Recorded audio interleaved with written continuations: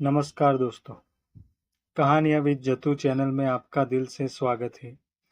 प्रिय दर्शकों, आपने अभी तक हमारे चैनल कहानियाँ विद जतू को सब्सक्राइब नहीं किया है तो कृपया चैनल को सब्सक्राइब जरूर कर दीजिए और वीडियो को अंत तक जरूर देखें। शायद हो सकता है कि इस कहानी से आपके जीवन में कुछ बदलाव आ सके। तो बिना देर किए कहानी की शुरुआत करते हैं। अर्जुन सिंह के जेल जाने के बाद सृष्टि और आदित्य ने सोचा कि अब गांव में शांति और स्थिरता आ चुकी है।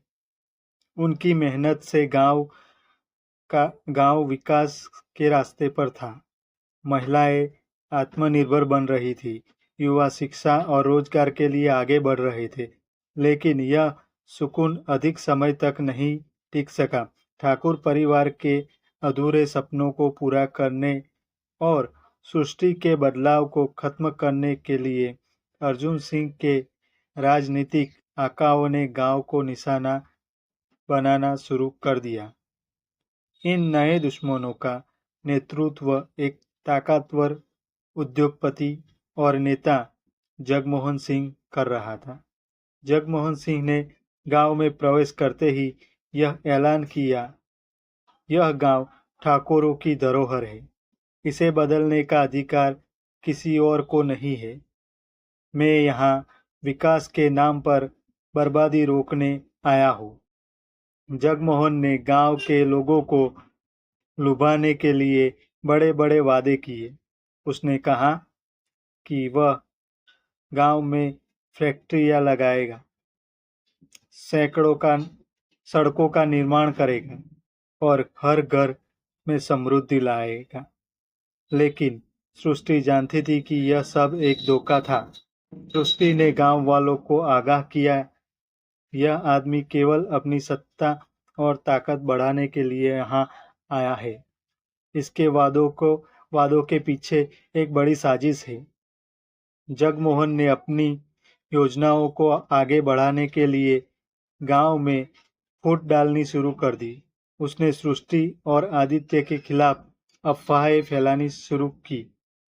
सृष्टि और आदित्य अपने प्रोजेक्ट के नाम पर सरकारी पैसे का दुरुपयोग कर रहे हैं। यह लोग अपने फायदे के लिए गांव को अंधेरे में रख रहे हैं। जगमोहन के लोगों ने कहा।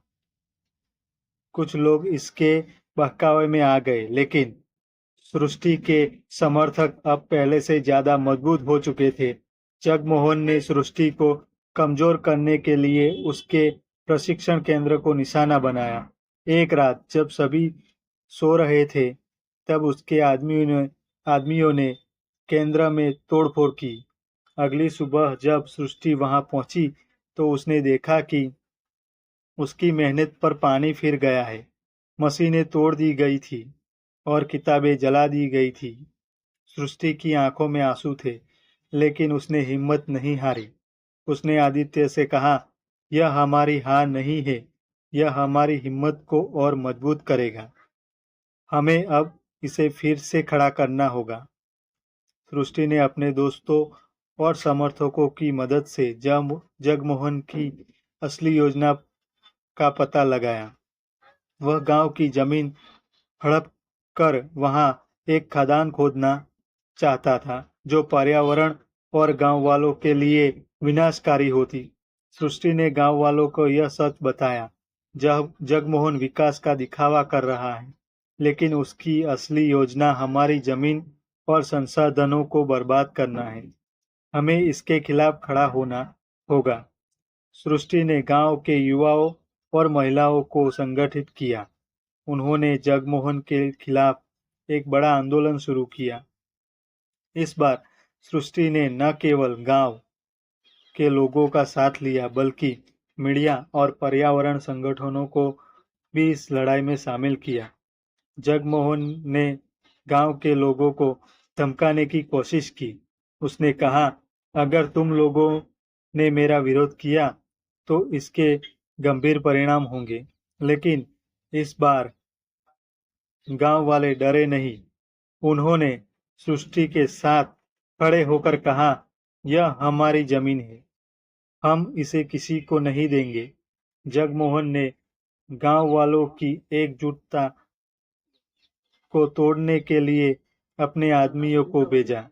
उन्होंने गांव में तोड़फोड़ की और लोगों को डराने की कोशिश की, लेकिन इस बार सृष्टि और आदित्य ने पहले से ही पुलिस को सतर्क कर रखा था।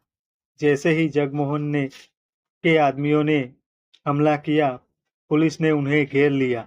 सृष्टि ने अपनी टीम के साथ जगमोहन के खिलाफ सबूत इकट्ठा कर लिए थे।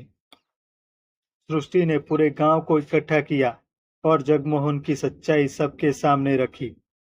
उसने कहा, जगमोहन सिंह विकास के नाम पर हमारे भविष्य को बर्बाद करना चाहता है।